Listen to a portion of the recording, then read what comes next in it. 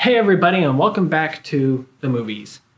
Paul Rudd returns as Scott Lang, who is Ant-Man in the Avengers, in the brand new movie Ant-Man and the Wasp: Quantumania. In this movie, Ant-Man goes to the quantum realm. It's like a universe that is part of the building blocks that builds up our universe. It's a whole thing. And he goes there to liberate it from Kang the Conquorer, who is the big bad supervillain who's trying to take over the entire multiverse and destroy everything. Along the way, he has to learn how to reconnect with his daughter, who he hasn't seen in the past 5 years due to the events of Avengers: Infinity War and Endgame. You know, the big 5-year gap where like half of the population disappeared because Thanos.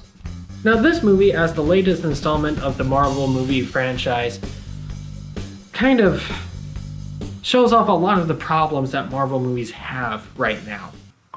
For one thing, the CGI just was not up to snuff and was really distracting in a lot of places. Because you see, the quantum realm, where the entire movie takes place, or basically the entire movie takes place, it's all CGI. And the CGI just isn't very good. Not in a lot of places. And that's usually not a problem. We usually care more about like the ultimate story of things. But it was really distracting. I had a hard time not paying attention to how bad the CGI was in a lot of parts of this movie. The other thing is that it had a really bad habit of taking really interesting characters and turning them into jokes. Particularly MODOK. MODOK was the secondary villain of this, and MODOK is a classic Marvel villain that's been around for a very, very long time. And it was cool that they brought him in, and they gave him a very unique setup that would only work in the Marvel Universe movies, and they were so cool.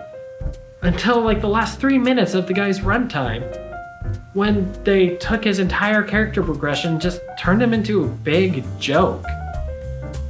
It's like, I'm laughing through parts that really I shouldn't be, considering like how well they set up this character.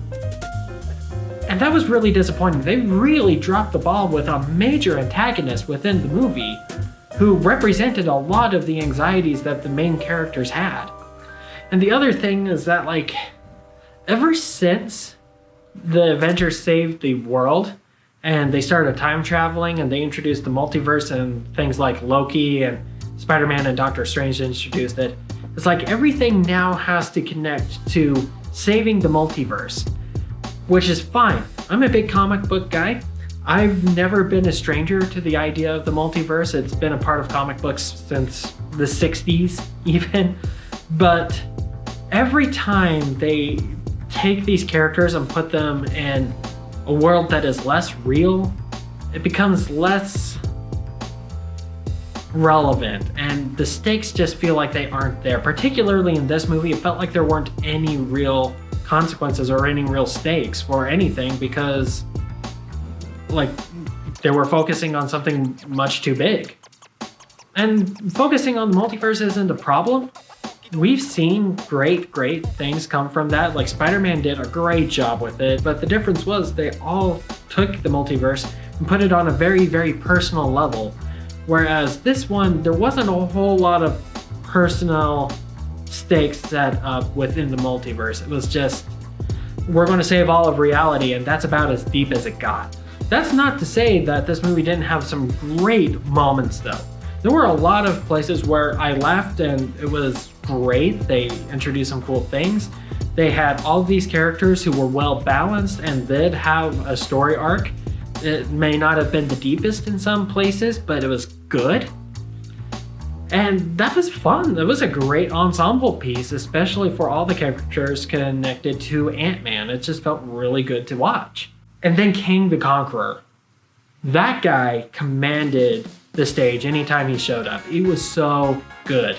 And I loved it when he was on screen, and that's a good thing because this movie very clearly established that Kang the Conqueror is going to be the big Marvel villain for the next probably decade of Marvel movies that are coming up. So that's a good thing. At least he's good at the job. But overall, if I were to grade this movie On the scale of a thumbs up to a thumbs down, I'd have to give it a meh. And that's a little bit unfortunate. If you love the Marvel Universe and you're interested in what's going to come up in the Marvel Universe, you should go see it. But probably wait till it comes out on Disney+. And then if you're going to see that, you need to go watch the other Ant-Man movies to really establish exactly what these characters are and what they're doing. You need a little bit of background knowledge to fully appreciate this particular movie. But that's what I got for you. Go ahead, if you've seen the movie, go ahead and put your thoughts about it in the comments, and we'll see you next time.